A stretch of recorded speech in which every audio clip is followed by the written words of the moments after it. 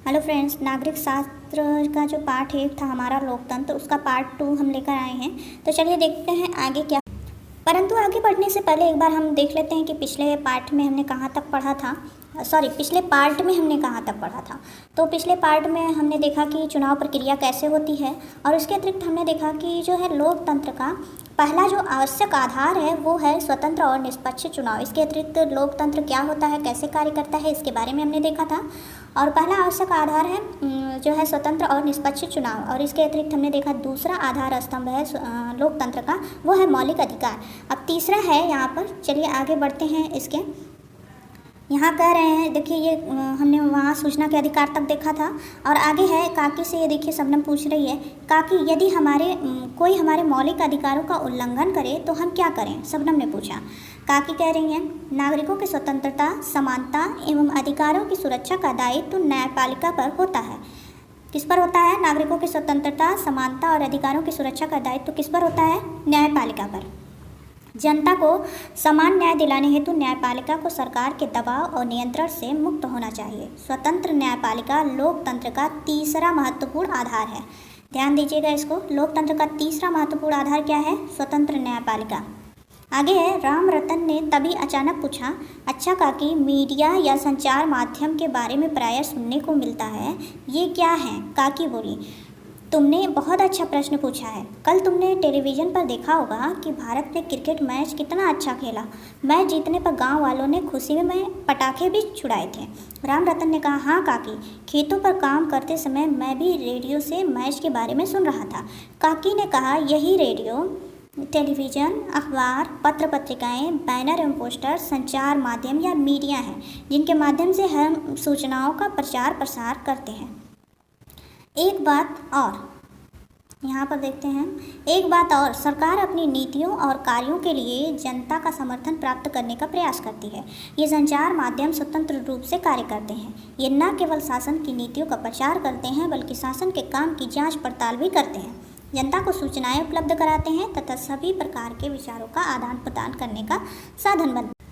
वे शासन तक जन भावना पहुँचाने तथा शासन पर सार्वजनिक दबाव का माध्यम भी होते हैं। अतः मीडिया लोकतंत्र का चौथा आधार है। लोकतंत्र का चौथा आधार क्या है? मीडिया।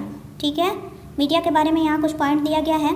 मीडिया लैटिन भाषा के मीडियम शब्द का बहुवचन है, जिसका अर्थ है माध्यम। ठीक है, और दूसरा पॉइंट है, जब कोई सूचना, मीडिया शब्द जो है किस भाषा से बना है? लैटिन भाषा का शब्द मीडियम, इसका बहुवचन है, जिसका अर्थ होता है माध्यम। जब कोई सूचना देश विदेश के जन समूह तक संचार माध्यमों द्वारा पहुंचती हैं तो उसे संचार माध्यम या मीडिया कहते हैं। ठीक है, मीडिया की अवधारणा स्पष्ट हो गई, और यह मीडिया जो है लोकतंत्र का चौथा आधार स्तंभ है।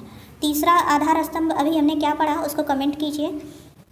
आगे हम देखते हैं, कुछ वर्ष पहले की बात है कि जमालपुर गांव में घुरऊ काका को कई महीने की पेंशन नहीं मिली।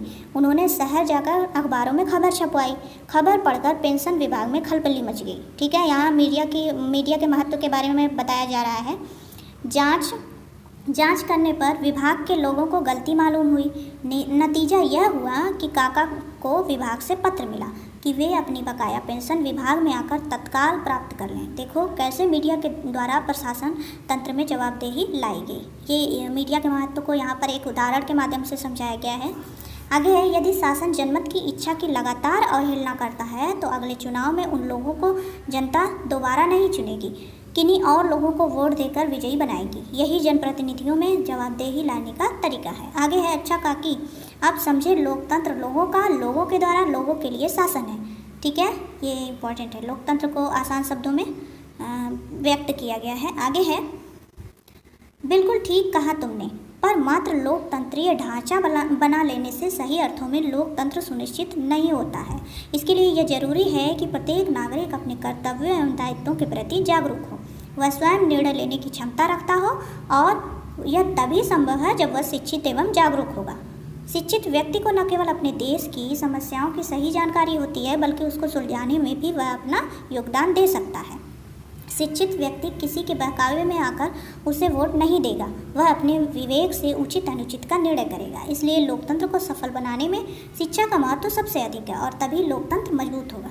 ठीक है, यहाँ एक अब्राहम लिंकन की परिभाषा दी गई है जो बहुत ही स्पष्ट और सुंदर शब्दों में जो है जनता की भावनाओं और जनता के महत्व को दर्शाती है। ठीक है, तुम बेवकूफ़ बना सकते हो सभी लोगों को कुछ समय के लिए, कुछ लोगों को हमेशा के लिए, लेकिन सभी लोगों को हमेशा के लिए नहीं। ये अब्राहम लिंकन की जो है एक कथन को यहाँ पर लिखा गया है। ठीक है, आगे हम देखते हैं।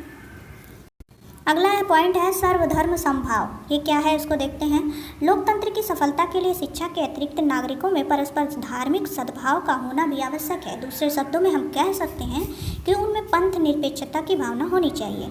इसका सीधा अर्थ यह है कि सभी व्यक्तियों को अपने अपने विश्वास के अनुसार अपना धर्म पालन व प्रचार करने की स्वतंत्रता होगी। ये पहला पॉइंट है। दूसरा है धर्म के आधार पर राज्य नागरिकों में कोई भेदभाव नहीं करेगा। ये दूसरा पॉइंट है। और तीसरा है राज्य किसी भी धर्म को विशेष प्रोत्साहन नहीं देगा।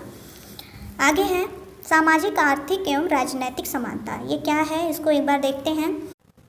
लोकतंत्र समानता पर आधारित शासन व्यवस्था है। विगत कई शताब्दियों से हमारे समाज में अनेक प्रकार की असमानताएं विद्यमान रही हैं। धर्म, जाति एवं लिंग पर आधारित भेदभाव हमारी सामाजिक व्यवस्था को प्रभावित करते रहे हैं। लोकतंत्र इस भेदभाव को समाप्त करके सभी को समान अवसर देने पर जोर देता है। ठीक है, यदि देश में आय का असमान वितरण होगा, यानी कुछ लोग बहुत अमीर और अन्य लोग बहुत ज़्यादा गरीब होंगे, तो लोकतांत्रिक व्यवस्था कमज़ोर होगी। आर्थिक समानता प्रत्येक व्यक्ति को अपनी पसंद के अनुसार व्यवसाय चुनने का अधिकार देता है। ठीक है, ये हो गई आर्थिक समानता। और अगला है राजनीतिक समानता। क्या है राजनीतिक समानता। राजनीतिक समानता का अर्थ है कि समाज में सभी व्यक्तियों को एक समान मताधिकार, चुनाव लड़ने का अधिकार तथा सरकार में कोई भी पद पाने का अधिकार हो।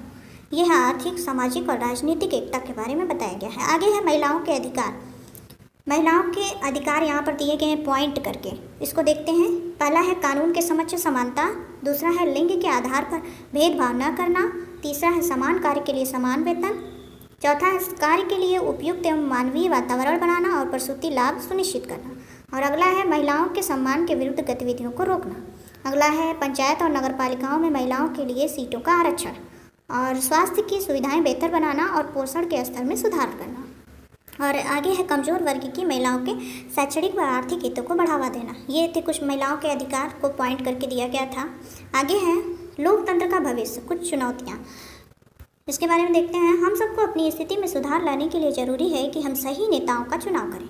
यदि उन्हें सही नेताओं को चुनने के लिए कोई ठीक विकल्प नहीं मिलता है या चुने हुए प्रतिनिधि अक्षम हैं तथा उनमें बदलाव लाने की दृढ़ इच्छा शक्ति नहीं है, तब लोकतंत्र एक अनुपयोगी एवं महंगा ढांचा मात्र सिद्ध होता है। अतः हमें याद रखना चाहिए कि एक जवाबदेह लोकतांत्रिक व्यवस्था लाना हमारा महत्वपूर्ण दायित्व है। इस जिम्मेदारी से हम बच नहीं सकते हैं। आगे है एक शिव खेरा का कथन दिया गया है, समाज को दुष्ट व्यक्ति की दुष्टता नहीं बल्कि अच्छे लोगों की निष्क्रियता पतन की ओर ले जाती है। ठीक है, आगे है आदर्श आचार संहिता। क्या है इसको एक थोड़ा सा परिभाषित किया गया है।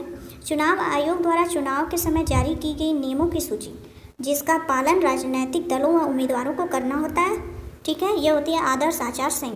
तो ये था पार्ट 1। आगे हम वीडियो में लेकर आएंगे पार्ट 2 जिसमें होगा देश की सुरक्षा एवं विदेश नीति। ये पार्ट आपको बहुत सी जानकारियाँ प्रोवाइड करेगा। तो प्लीज़ चैनल को सब्सक्राइब कीजिए, वीडियो को लाइक कीजिए। Thank you.